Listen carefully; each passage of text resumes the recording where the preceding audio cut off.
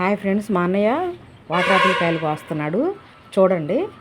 నేను మా షాప్ దగ్గరికి ఒక భార్య భర్తలు ఒక పాపని తీసుకొని బట్టలు కొట్టాలని వచ్చారు. ఓణీలు ఇస్తున్నారంట అమ్మాయికి.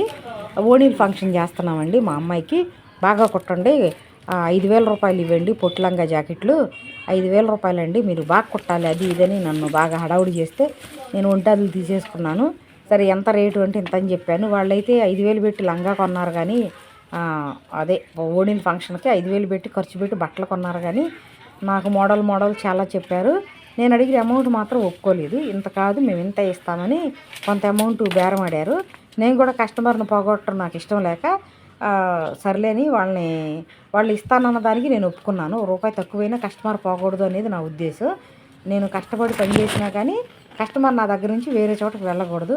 అందుకని నేను వాళ్ళు తక్కువ ఇచ్చినా నేను ఒప్పుకుని నేను స్టిచ్ చేయడానికి తీసుకున్నాను అన్నమాట. అయితే వాళ్ళు లాస్ట్లో వెళ్ళేటప్పుడు 1,00,000 రూపాయలు అప్పు ఉంటే అక్కడ ఇప్పించండి, ఫంక్షన్కి తగ్గేటట్టు ఉన్నాయి అన్నారు. ఇప్పటి వరకు మీరు ఎంత ఖర్చు పెట్టారంటే 1,00,000 రూపాయలు ఖర్చు పెట్టారంట. వాళ్ళు గిఫ్ట్లు పంచడానికి, రిటర్న్ గిఫ్ట్లు పంచడానికి కానీ, కళ్యాణ మండపానికి కానీ, భోజనాలకు కానీ ఇట్లా అందరికీ అడ్వాన్సులు ఇచ్చేసాము. కొన్ని ఖర్చు పెట్టాం కాబట్టి 1,00,000 అయిపోయింది, ఇంకో 1,00,000 కావాలన్నారు.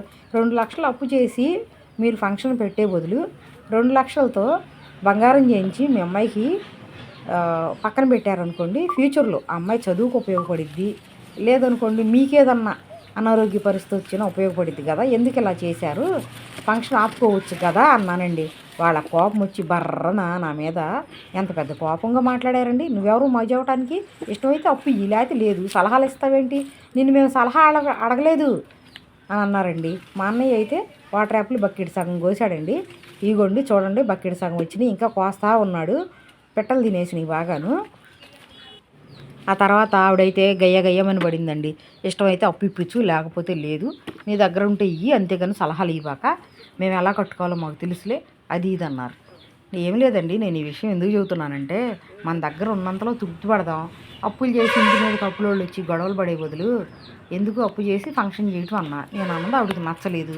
ఈ రోజుల్లో మంచి జీవితం ఎవరికీ నచ్చదు, మళ్ళీ నా ఖాతా పోయిద్ది కదా, ఎందుకు వచ్చిందిలే అని చెప్పి సైలెంట్గా వాళ్ళ దూవటం మొదలుపెట్టా. లేదండి, మీరు బాగా చేయండి, మీ అంత రిచ్గా ఎవరు చేయకూడదు. ఇప్పటివరకు అసలు మీరు ఎంత బాగా బతికారు, అసలు ఎంత బాగా బతికిన వాళ్ళు మీరు ఫంక్షన్ చేయకపోతే ఏమనుకుంటారు చూసిన వాళ్ళు, వాళ్ళని పిలిచారా వీళ్ళని పిలిచారా, పిలవండి, పిలవకపోతే వాళ్ళు తప్పుగా అనుకుంటారని చెప్పి వాళ్ళని పొగడతలతో ముంచేసా. అప్పుడు చల్లబడ్డారు వాళ్ళు. చూసారా లోకం ఎలా ఉందో, మనం నిజం చెబితే గయ్యిని పోట్లాడుతున్నారు, పొగడతలతో ముంచేస్తే అబద్ధం, పొగడత అనేది అబద్ధం.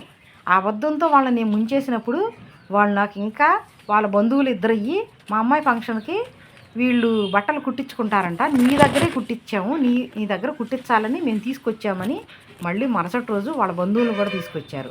అంటే అబద్ధం చాలా తీయగా ఉంది, పొగడత చాలా తీయగా ఉంది, నిజం అనేది చాలా చేదుగా ఉంది. నేను అప్పు చేసి ఫంక్షన్ చేయొద్దు అనేది వాళ్ళకి చాలా చేదు అనిపించింది. వాళ్ళ మీద గయ్యను పోటాటానికి వచ్చారు.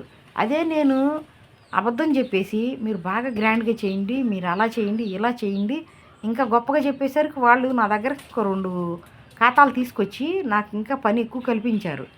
నిజాయితీగా మనం ఏది చేసినా కూడా అది మనకి రివర్స్ అవుతుంది. కాబట్టి చాలామందికి ఇది బాధాకరమైన విషయం అన్నమాట.